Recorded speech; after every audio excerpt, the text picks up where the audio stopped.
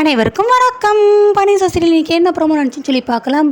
செந்தில் வந்து அவங்க அப்பா வந்து பேங்க்கில் போய் 10 லட்சம் ரூபா எடுத்துகிட்டு வா அப்படிங்கிறாங்க. எதுக்குப்பா அப்படின்னு சொல்லி கேட்குறாங்க. அரசி கல்யாணத்துக்கு கார் வாங்கணும்ல அதுக்காகன்னு. ஓ அப்படி அப்படின்ட்டு பக்கத்தில் உள்ள அவங்க தாத்தாவும் கேட்குறாங்க. 10 லட்சம் ஆகுமாப்பா அப்படின்னு. இது வந்து அட்வான்ஸ் மட்டும்தான், அதுக்கப்புறம் தான் இன்னும் அமௌண்ட் வேறு பே பண்ணணும். சரி நீ பேங்க் போயிட்டு வாங்குறாங்க. சரி செந்திலும் வராரு. வர வழியில் அவங்க மாமனார் கால் பண்ணுறாங்க, மீனாவோட அப்பா. இன்னும் அப்பளே என்ன வேலையாக இருக்கீங்களா? நீ இல்லை மாமா பக்கத்தில் கடையிலேருந்து வெளியில் வந்திருக்கேன் டெலிவரிக்காக அப்படிங்கிறாங்க. நல்ல விஷயம் போச்சு, நான் உங்கள் கடை கிட்டக்க தான் இருக்கேன்னு. கடைக்கு வரீங்களான்னே. இல்லை நான் கடைக்கு வந்தால் சரியாகாது, கடை பக்கத்தில் ஜூஸ் கடை இருக்குல்ல அங்கே வாங்க, உங்கள்கிட்ட வந்து முக்கியமான விஷயம் பேசணும் அப்படிங்கிறாங்க. சரின்னு செந்திலும் போகிறாரு. ஜூஸ்லாம் வாங்கி கொடுக்குறாங்க, குடிச்சிட்டு இருக்காங்க. அவருக்கு ரொம்ப டயர்டாக இருக்கும், ரொம்ப வேர்க்குது. என்ன மாப்பிள்ள டெலிவரி ரொம்ப அதிகமாக நீங்கள் மட்டும் தான் பார்ப்பீங்களா அப்படின்னு. இல்லை நானும் பார்ப்பேன், மாமாவும் பார்ப்பாங்க. ஒரு நாளைக்கு ஒரு 10 டெலிவரி பண்ணுவீங்களா? சரியாக போச்சு போங்க, நானே 20 டெலிவரி பண்ணுவேன். அதை தவிர்த்து மாமா வேறு தனியாக போய் பண்ணிகிட்டு இருப்பாரு அப்படிங்கிறாங்க. ஓ அவ்வளோ நல்ல வருமானம் வருது, இல்லைன்னு சொல்லலை. இருந்தாலும் கவர்மெண்ட் ஜாப் மாதிரி ஏதாவது வருமா? நான் வந்து ஒரு நல்ல கவர்மெண்ட் வேலையில் இருந்தேன். அதே போல் என் பொண்ணும் வரணும்னு நினச்சி நல்லா படிக்க வச்சு அவளும் வந்துட்டா. என் பொண்ணுக்கும் கவர்மெண்ட் படித்த மாப்பிள்ளை தான் வேணும்னு நினச்சி பார்த்தேன். ஆனால் அவள் அவங்கள அவசரப்பட்டு கல்யாணம் பண்ணிட்டா அப்படி இப்படின்னு சொல்லிக்கிட்டே இருக்காரு. சரி மாமா புரியுது அப்படிங்கிறாங்க. இல்லை நான் சொல்கிறேன்னு சொல்லி எதுவும் நினைக்காதீங்க. கவர்மெண்ட் மேலேனா நம்மளுக்கு எந்த பயமும் கிடையாது. எந்த கம்பெனி எவன் எப்போ இழுத்து முடுவானோ, நம்மளுக்கு போகணுமோ அந்த எதுவுமே கிடையாது. 10 லட்சம் தானே, எப்படியாவது ரெடி பண்ணிடுங்க.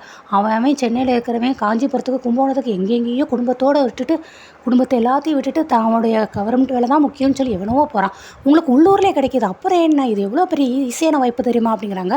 சரிம்மாம்மா 10 லட்சம் தானே, எப்படினாலும் ரெடி பண்ணிடலாம். அதுவும் இல்லாமல் இப்போ தங்கச்சி கல்யாணம் வேறையா, அதனால தான் கொஞ்சம் அமௌண்ட் ரெடி பண்ண லேட் ஆகும், கொஞ்சம் டைம் கொடுங்க அப்படிங்கிறாங்க. கொஞ்சம் டைம்னா எவ்வளோ நாள் அப்படிங்கிறாங்க. கரெக்டாக சொல்ல தெரியல, பட் நான் சீக்கிரத்தில் சொல்கிறேன் அப்படிங்கிறாங்க. அதுக்குன்னு அவங்க அப்பா கால் பண்ணுறாங்க.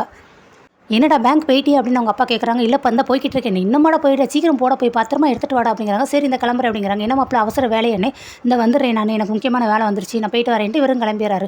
அடுத்த ரூபாவெலாம் வாங்கிறாரு. கால் பண்ணுறாரு அவங்க அப்பாட்ட. இந்த மாதிரி வாங்கிட்டேன்ப்பா, எண்ணி பார்த்தியாங்க, எல்லாமே எண்ணி பார்த்தே சரியாக இருக்குது அப்படிங்கிறாங்க. சரி வரும்போது பத்திரமா வா, காலம் கெட்டு கிடக்கு அப்படிங்கிறாங்க. சரி ஓகேன்னு செந்தில் முன்னாடி பணத்தை வச்சுட்டு கிளம்புறாரு. அடுத்து இங்கிட்டு வந்து மீனா கட்டுறாங்க. மீனா ஃபோன் பேசிகிட்டு இருக்காங்க வெளியில் இருந்துட்டு. ஆனால் வந்து கரெக்டாக அரசிக்கு பார்த்த மாப்பிள்ள வந்துடுறாரு. இன்னும் நீங்கள் என்ன இங்கே அப்படிங்கிறாங்க. இல்லை இந்த மாதிரி நான் கதிர்கிட்ட பேசினேன், கதிர் தான் நீங்கள் இங்கே இருக்காத சொன்னாங்கன்னு.